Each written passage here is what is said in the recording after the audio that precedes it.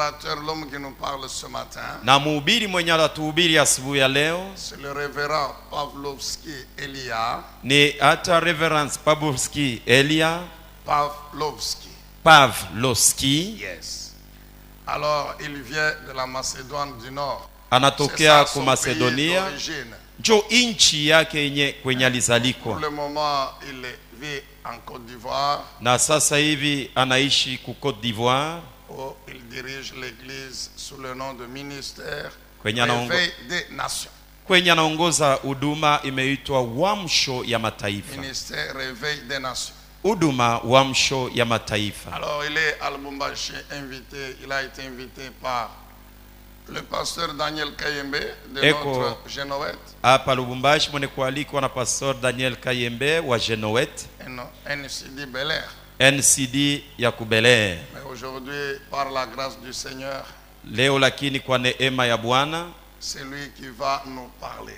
ni yeye ataongea nasi. Merci révérend Pavlovski Asante Mheshimiwa Pavlovski d'avoir accepté de partager la parole de Dieu avec nous. kwa sababu unaitikia kugawanya neno la Bwana pamoja nasi. Que le Seigneur vous bénisse abondamment. Bwana akubariki kwa utele. Alors nous nous tenons tous debout. Alafu sote tunasimama bwima, Nous voulons acclamer le Seigneur tutampikia Bwana makofi et honorer l'homme de Dieu kwa juu ya kuheshimia mtumishi wa pendant Mungu qu'il s'avance. wakati anapokaribia.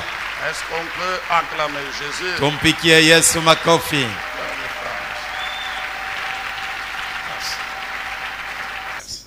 Merci, Pasteur. Amen. Amen. Bon, rapidement, merci de m'avoir donné la parole pour prêcher en français, Pasteur Zachary. Ça me facilite. Amen. Bon, puis moi, je me sens à l'aise aussi en bas, devant le peuple. Amen. Amen. Est-ce que ça va? Amen. Donc, les présentations ont été faites. Je m'appelle Pavlovski Elia, je suis de la République de la Macédoine. Amen. Mais j'ai aussi grandi en France, c'est pour ça que je m'exprime bien en français. Amen. Alors, je suis marié à une charmante dame. Cela va faire 30 ans au mois de mars. Et ma femme est congolaise. Amen.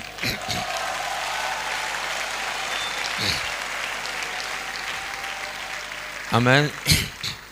Et nous avons donc 4 enfants. Amen.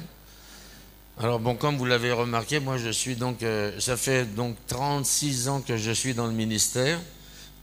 Donc je suis un jeune homme, n'est-ce pas? Un jeune homme de 61 ans. Et comme par hasard, j'ai 61 ans aujourd'hui.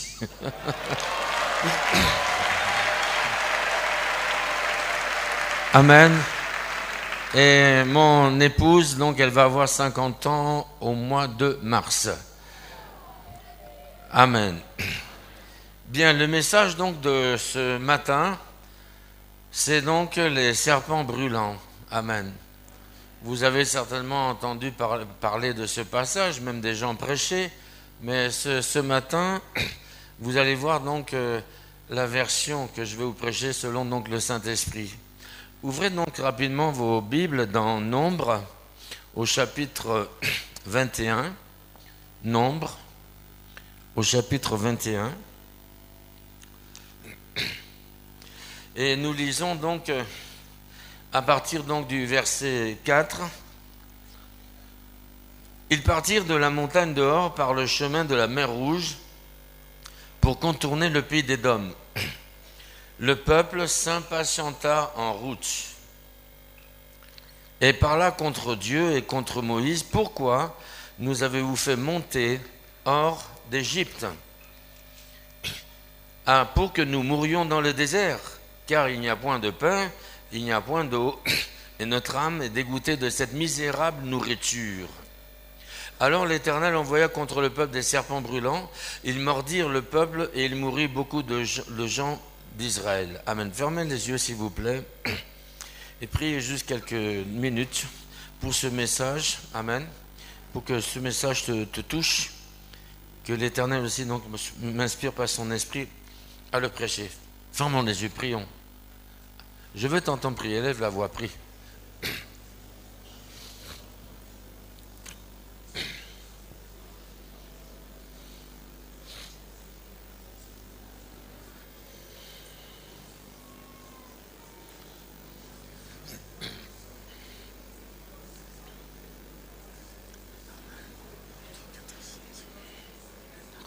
Amen. Au bout donc de 400 ans d'esclavage, l'Éternel a fait sortir son peuple donc de l'Égypte, tout en détruisant complètement donc l'Égypte. Si vous méditez bien la parole de Dieu, l'Égypte a été saccagée donc lorsque le peuple de Dieu est sorti. Dieu a détruit l'agriculture, les arbres fruitiers, il a détruit donc les fleuves. Vous me comprenez, n'est-ce pas? Amen. Il a même aussi détruit l'économie donc de l'Égypte, parce que lorsque le peuple d'Israël est sorti, ils ont pillé en fait, les Égyptiens. Et après, de surcroît, à la mer Rouge, Dieu donc a détruit complètement l'armée de Pharaon. Autrement dit, l'Égypte donc presque n'existait plus. Amen. Voilà donc la colère de Dieu envers donc l'Égypte d'avoir maintenu son peuple pendant 400 ans. Et le peuple donc d'Israël, qui était à Goshen, était au courant de toutes ces choses-là, mais cependant Goshen n'a même pas été touché. Et lorsqu'ils sont sortis, ils avaient donc une mentalité, hélas, d'esclaves. Et arrivé donc déjà à la mer Rouge, les critiques et les murmures donc ont commencé. Mais là où c'était donc la catastrophe, c'est lorsqu'ils sont arrivés donc à la montagne de Hor, et l'Éternel avait décidé donc de les faire contourner, parce que le peuple n'était pas prêt en fait pour la guerre. Dieu connaît le chemin par lequel il te fait passer. Amen. Tu n'as pas donc à le critiquer, tu n'as pas donc à dire des mauvaises choses. Amen. Aujourd'hui, lorsqu'on vous promet, vous vous convertissez, que demain vous allez voyager, qu'etc., vous allez vous marier, ce sont des messages qui sont mensongers. Est-ce que vous me comprenez? Il y a donc un passage. Et lorsque donc les enfants d'Israël sont arrivés donc à Hor, et que Dieu donc les a fait contourner, ils ont commencé donc à murmurer. Amen. Les gens, ces personnes-là pensaient que lorsque Dieu donc les a fait sortir de l'Égypte, que l'Éternel allait donc les transporter jusqu'à Canaan. Dieu ne transporte personne, mais il fait traverser. Amen. Alors, ils ont commencé donc à critiquer. Critiquer Moïse, critiquer même aussi donc l'Éternel, en disant donc des choses graves. Il est mentionné que le peuple s'impatienta. J'explique par impatience un bouillonnement de l'esprit. Quelqu'un qui est impatient, c'est quelqu'un qui est aigri, nerveux. En fait, on pourrait dire qu'il a presque tous les défauts. Amen. Un chrétien qui est impatient ne peut pas faire donc la volonté, ne peut pas non plus recevoir la bénédiction de l'Éternel. Et là, l'impatience, comme vous l'avez vu, pousse donc les personnes à commencer donc à mal parler. Écoutez bien leurs plaintes. Pourquoi vous nous avez fait sortir donc hors d'Égypte? Amen. Ce sont donc des gens qui ont prié pendant 400 ans pour que l'Éternel les délivre de l'esclavage. Mais à peine sortis, pourquoi vous nous avez fait sortir de l'Égypte? Nous étions bien là-bas, on mangeait des poireaux, des oignons, de la viande, on était bien. Donc vous nous avez fait sortir de l'Égypte pour mourir dans ce désert. Waouh! Amen. Retenez bien que la première génération des Israélites, sauf donc Josué et Caleb, ne sont pas rentrés dans le pays de Canaan, dans le pays de la promesse, pas à cause du veau d'or. Amen. Pourtant, l'idolâtrie est un péché grave. Le jour donc où les Israélites ont fait le veau d'or, Dieu était profondément irrité.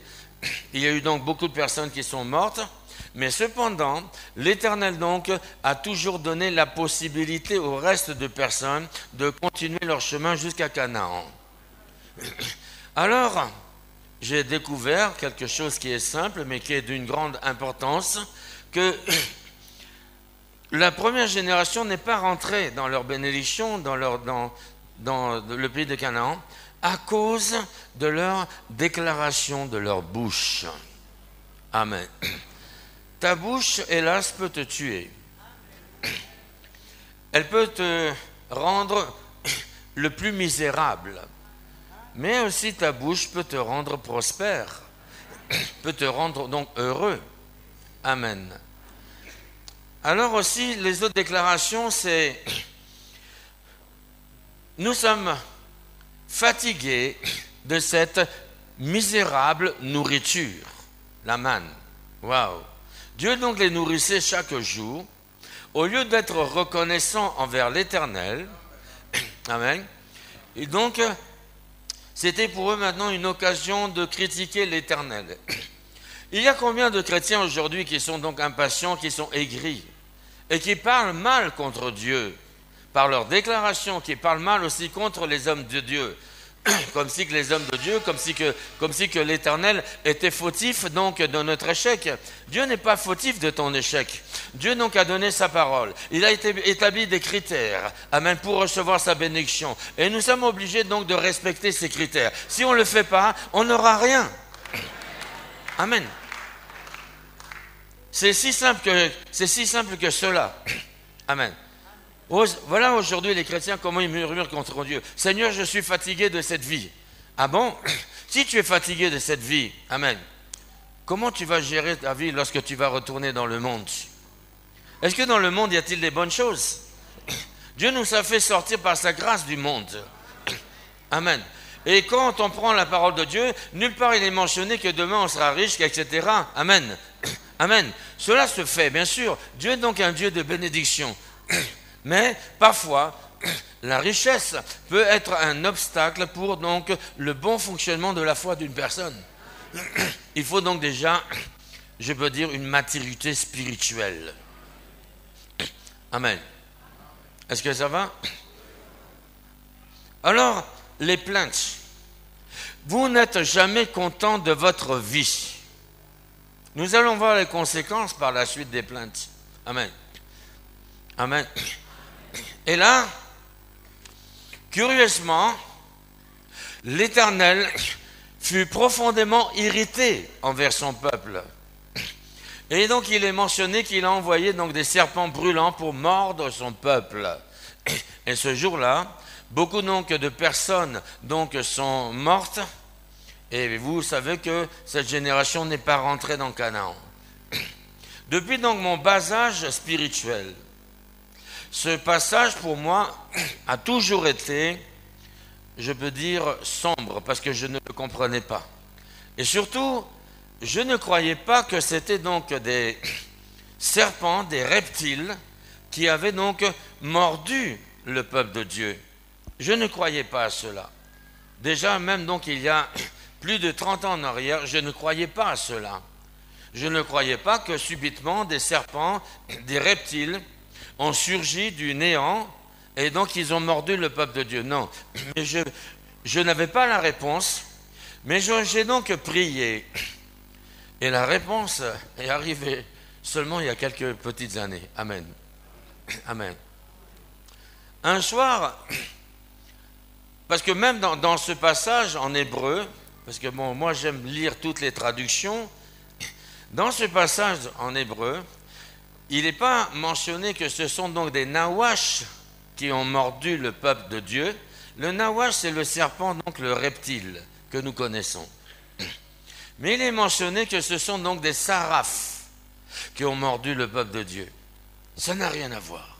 Amen. Donc j'ai compris que non, j'étais sur la bonne voie. Un soir, alors que j'étais en train de méditer à la parole de Dieu, que le technicien ouvre donc la Bible dans Ésaïe chapitre 6. Ésaïe chapitre 6, à partir donc du premier verset. Écoutez bien. La réponse se trouve donc dans ce passage. L'année de la mort du roi Osia, je vis le Seigneur assis sur un trône très élevé et les pans de sa robe remplissaient le temple. Amen. Verset 2.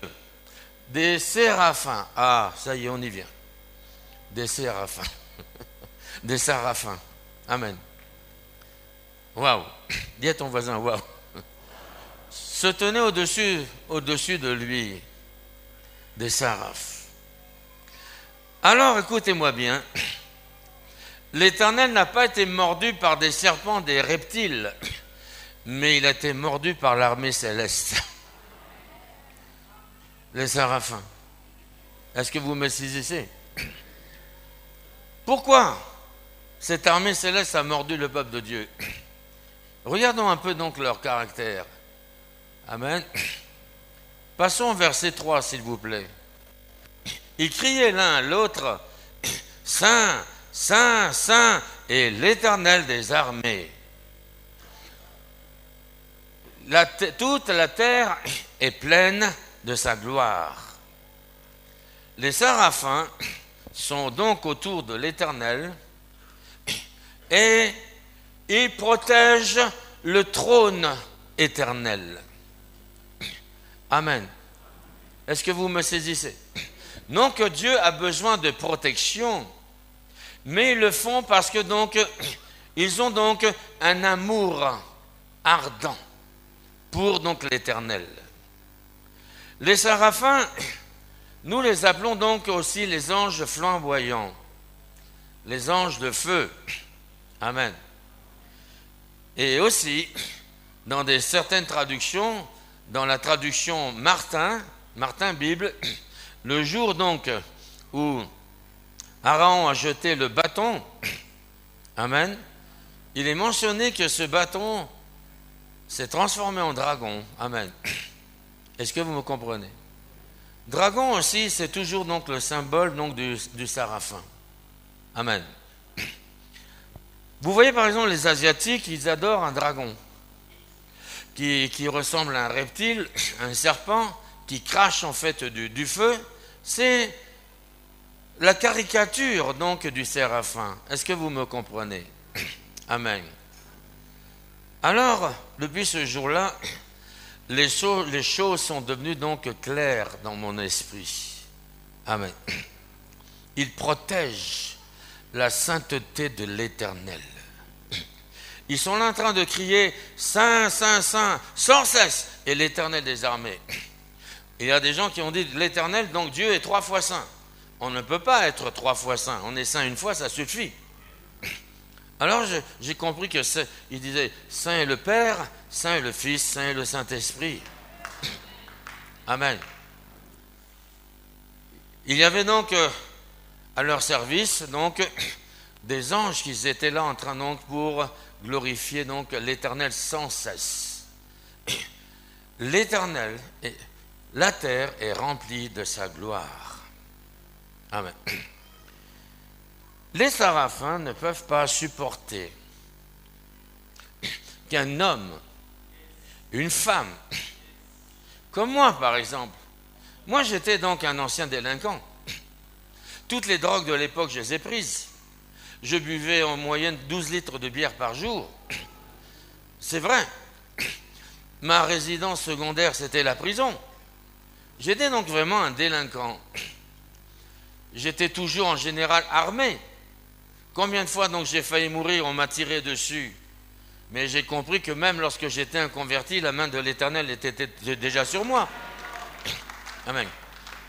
Alors un jour, sans que j'ai fait quelque chose, sans que donc j'ai fait couler mon sang, ni donné de l'argent, ni quoi que ce soit, j'ai été sauvé. Je suis né de nouveau en novembre 84. Amen. J'ai accepté Jésus dans ma vie. Et pour moi donc, quand j'ai accepté Jésus, c'était donc une richesse. C'était donc ma richesse. Alors, une personne comme moi et comme toi, aujourd'hui dans ton langage, il y a seulement donc la plainte. Se plaindre de ce que Dieu n'a pas fait dans ta vie. Se plaindre de ce que donc les gens t'ont fait. La persécution est tout à fait normale. On doit l'accepter. Est-ce que vous me comprenez? On doit l'accepter. Mais le pire, c'est que les chrétiens se plaignent toujours de leur vie. Toujours. Et cela ne plaît pas à Dieu. Et ça ne plaît pas donc à l'armée céleste. Est-ce que tu me comprends? Nous avons été créés pour marcher avec Dieu. Nous avons été créés pour glorifier le Seigneur donc sans cesse, parce qu'il est digne d'être donc glorifié. Nous avons créé pour donc lui procurer du plaisir. Est-ce que vraiment tu procures du plaisir à l'Éternel? Est-ce que Dieu est fier de toi? Est fier donc de tes paroles? Fier donc de ton comportement? Les chrétiens sont toujours en train de prier. Seigneur, bénis-moi, bénis-moi, bénis-moi. Aujourd'hui, je vais te poser la question, et pose la question à Dieu. Est-ce que j'en vaux la peine? Amen. Est-ce que vous me comprenez? Est-ce que j'en vaux la peine d'être béni comme je le demande? Quel est donc ton comportement? Quelle est ta vie? Quelles sont donc les paroles qui sortent de ta bouche? Amen. Alors, tu dois glorifier Dieu sans cesse. Regardez par exemple Paul et Silas lorsqu'ils étaient en prison. Ils ont été chargés de coups. Donc ça veut dire qu'ils ont reçu des coups en abondance. Jetés en prison, alors qu'ils étaient innocents. Mais le soir, au lieu de se plaindre, ils chantaient les louanges à l'Éternel. Ils glorifiaient Dieu. Et voilà la clé de la délivrance. Amen. Est-ce que tu me comprends? Amen. Saint, Saint, Saint est l'Éternel des armées. La terre entière est remplie de sa gloire. Tu es toujours en train de critiquer ton pays. Amen. Critiquer les autorités. Critiquer donc ton pays. Sans cesse. Lorsque tu critiques une personne, tu ne vas jamais bénéficier de sa bénédiction. Même si la personne ne le sait pas, mais Dieu met un frein dans son cœur pour toi. Si tu n'aimes pas ton pays, le lait, le miel qui coule au Congo ne viendront jamais chez toi. Fais attention à tes déclarations. Fais attention comment tu parles. Tu ne dois pas parler comme les gens du monde, mais tu dois parler comme Dieu parle. Amen. La terre, Lubumbashi, amen. Il y a la gloire de Dieu à Lubumbashi. Il y a la gloire de Dieu donc à Kinshasa. Si tu ne le vois pas, c'est que tu es aveugle. Regarde tout simplement un arbre. Amen. L'être humain ne peut pas fabriquer un arbre, mais Dieu le fait. L'être humain peut fabriquer des avions. C'est spectaculaire, des avions. Cela montre la gloire de l'homme. Mais lorsqu'il passe, ça fait donc tellement de bruit, tellement de vacarme. Mais l'Éternel, lorsqu'il fait pousser donc une fleur, il le fait donc en silence et sans publicité. Il n'y a que ceux qui ont donc les yeux spirituels qui voient la gloire de Dieu à Lubumbashi et aussi donc en RDC. Amen. Change ta vision, change tes pensées.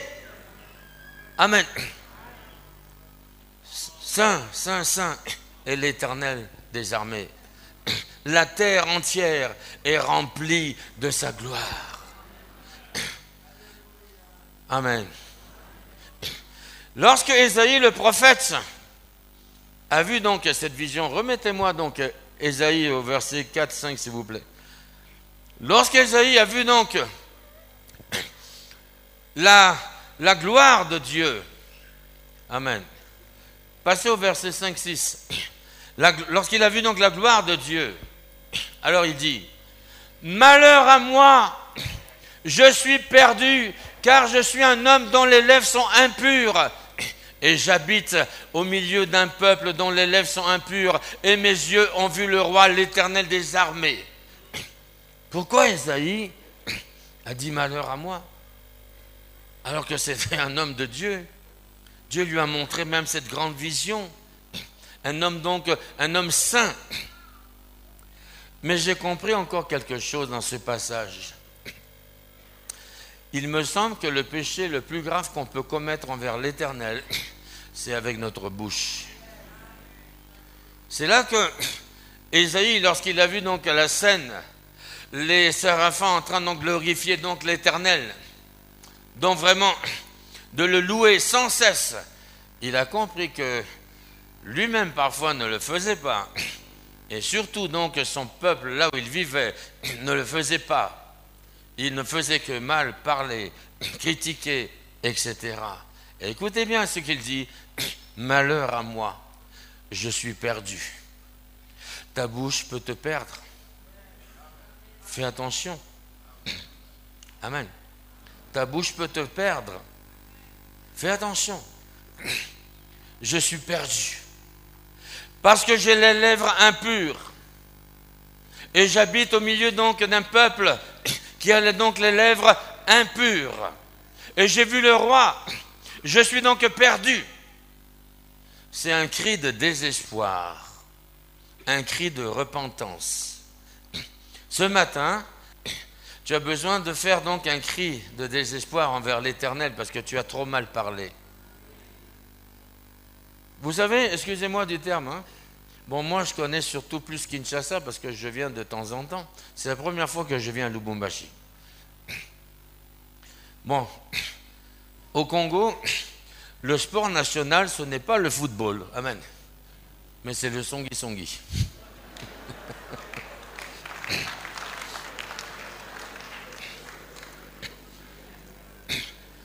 Les gens commencent à parler, à critiquer, sans même donc réfléchir. Sans même donc savoir ce qu'il dit. On vient te dire quelque chose, non seulement c'est un péché de répéter quelque chose, amen, de quelqu'un d'autre, mais tu n'as fait aucune enquête. Et tu rajoutes. Et Dieu, tu veux que Dieu te bénisse, il ne le fera pas. Amen. Des fois, je suis là, j'entends donc même les prédicateurs parler. Je dis, oh, arrêtez, vous parlez comme des femmes. Stoppez. Ils connaissent la vie de tout le monde. C'est comme par exemple, il y en a un que j'ai connu il y a 30 ans en arrière. Depuis 30 ans, on ne s'est pas vu, mais quand vous l'écoutez, je connais Pavlovski très bien. Ah bon?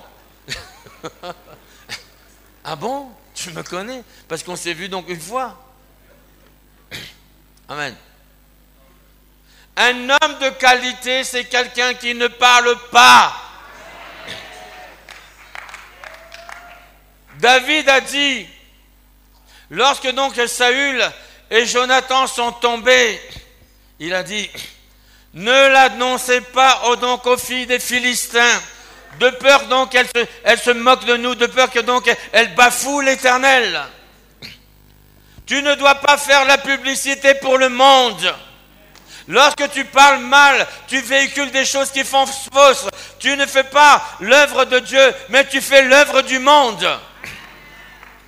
Aujourd'hui, dans les réseaux sociaux, vous savez comment les gens s'évangélisent? Amen. Ils récupèrent des vidéos, des scandales, ils s'envoient donc ça l'un et l'autre. C'est ça qui s'appelle l'évangélisation. Moi, j'appelle ça la critique. Ces choses-là ne doivent pas être dans nos bouches. Est-ce que tu me comprends? La meilleure manière de désarmer une personne qui te critique, c'est de ne rien dire. C'est tout. Parce que lorsque tu réponds, tu allumes le feu, et l'autre il allume le feu, et ça ne s'arrête pas. Mais lorsque donc tu te tais, amen, tu désarmes la personne. Un homme de qualité, c'est quelqu'un qui ne parle pas. Amen. Parce que lorsque tu parles, tu perds tes bénédictions. Dans l'ancienne alliance, ce jour-là, les serpents brûlants ont mordu. Amen. La traduction est bonne, hein, serpent brûlant, entre parenthèses. Seulement, nous, on ne sait pas qu'est-ce que ça veut dire, serpent brûlant. Amen. Amen. Et c'est par la suite que j'ai découvert, non, ce sont donc les séraphins. Amen. Les serpents brûlants ont mordu, ont exterminé. Aujourd'hui, nous sommes donc à l'époque de la grâce. On ne meurt pas à cause de ce que Jésus a fait pour nous. Amen. Bon, on remarque, certains peuvent mourir parce que peut-être que l'Éternel a trouvé ce qu'il se dit, ce n'est vraiment pas juste. Mais si on ne meurt pas, on perd nos bénédictions. Et ça, il faut que tu le saches. On perd nos bénédictions. Alors, lorsque Ésaïe s'est repenti, il y a donc un ange de feu, un ange flamboyant, est parti donc prendre sur l'autel une braise ardente. Et il a volé jusqu'à donc Ésaïe. Il lui a donc posé donc cette braise sur la bouche, et il a dit: ton péché est expié. Amen. Vous voyez qu'on peut pécher donc avec la bouche. Amen. Tu as besoin que ta bouche aujourd'hui soit purifiée. Amen. Et c'est là que l'Éternel a dit, il a parlé, il a dit: qui ira, qui enverrai-je? Qui partira donc pour nous? Dieu a besoin des personnes. Et c'est là que, lorsqu'Ésaïe a eu donc la bouche purifiée, il a dit: me voici, envoie-moi, je suis prêt. L'Éternel ne pourra jamais te confier des grandes choses, ni t'envoyer, tant que tu sois une personne qui a les lèvres impures. Amen. Est-ce que ça va? Tant que tu as les lèvres impures, tant que tu parles donc mal, Dieu ne peut jamais te donner quelque chose donc de concret. Ça ne peut pas se faire. Vous voyez par exemple l'ambassadeur des États-Unis, ici au Congo. Il parle exactement comme donc son président. Il véhicule le message de son président. Il ne va jamais véhiculer son message à lui-même, mais il parle au nom des États-Unis d'Amérique. Il a donc son langage. Nous sommes les ambassadeurs du royaume des cieux. Nous devons parler comme Dieu parle. Nous devons avoir donc le langage de l'Éternel. Mais lorsqu'on voit aujourd'hui les chrétiens et les païens, il n'y a pas donc de différence. Amen. Le langage de l'Éternel se trouve dans la Bible. C'est comme ça que Dieu parle. L'Éternel est caché dans sa parole. Amen. Le langage de Dieu, amen, se trouve, je répète, dans la Bible. Dites-moi, où est-il marqué dans la Bible que nous sommes pauvres? Quelqu'un peut-il me donner le verset? Il n'y en a pas. Il n'existe pas. Dans la Bible, il n'y a pas de problème, mais il y a les solutions.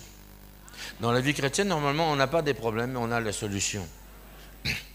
Est-ce que tu me comprends? Amen. Mais dans la Bible, il est plutôt mentionné que dans les meurtrissures de Jésus, il y avait notre guérison. Voilà ton langage. Merci Seigneur parce que je suis guéri. Parce que donc, dans les meurtrissures de Jésus, il y avait ma guérison. Dieu ne veut pas que tu exposes maintenant donc tes problèmes et tes maladies à tout le monde. Dieu ne s'intéresse pas à ceux qui se plaignent. Amen. Dieu, déjà les personnes ne s'intéressent pas à toi. Amen. Et Dieu aussi. Parce que Dieu a envoyé sa parole. Marche selon sa parole. Amen. Où est-il écrit qu'on avait échoué? Nulle part. Mais lorsque tu as donc le langage de l'Éternel dans ta bouche, tu ne peux que réussir. Pour terminer, le Seigneur donc a envoyé ici sur la terre des anges à notre service. Ça, on ne peut pas le nier, c'est marqué dans la Bible. Seulement, les gens donc ont mal compris ce passage, surtout donc la jeunesse d'aujourd'hui. Ils prient, bon, maintenant j'envoie donc les anges. Et non, ce ne sont pas des petits-enfants qu'on peut envoyer. Non. Ils ont mal compris cela. Ils sont donc à notre service. Ils sont là. Le problème en est pour qu'ils puissent donc réagir, agir pour nous. Amen. Ils ne comprennent qu'un seul langage, c'est celui de l'Éternel. C'est-à-dire, si tu commences donc à parler uniquement comme le monde, les plaintes, etc., ils se bouchent les oreilles parce que ça les énerve. Amen. Ils ne veulent même pas donc t'écouter. Écoute bien maintenant. Les anges de l'Éternel sont au service, amen, de la parole de Dieu qui sort de notre bouche. C'est juste, pasteur, n'est-ce pas? Ils agissent selon donc la parole qui sort, la parole de Dieu qui sort de notre bouche. Là, ils commencent donc à se mettre au travail pour nous. Est-ce que ça va? Que tout le monde se lève rapidement. Que tout le monde se lève.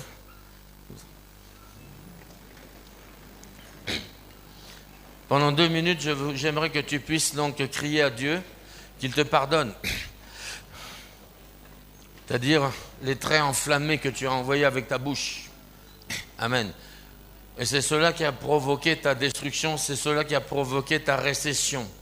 C'est cela qui a provoqué en fait même à la rigueur donc ta pauvreté, ton échec. Repens-toi, demande au Seigneur de te pardonner et prends donc la décision à partir d'aujourd'hui de mettre en pratique cette prédication d'aujourd'hui. Élevez la voix, priez au nom de Jésus.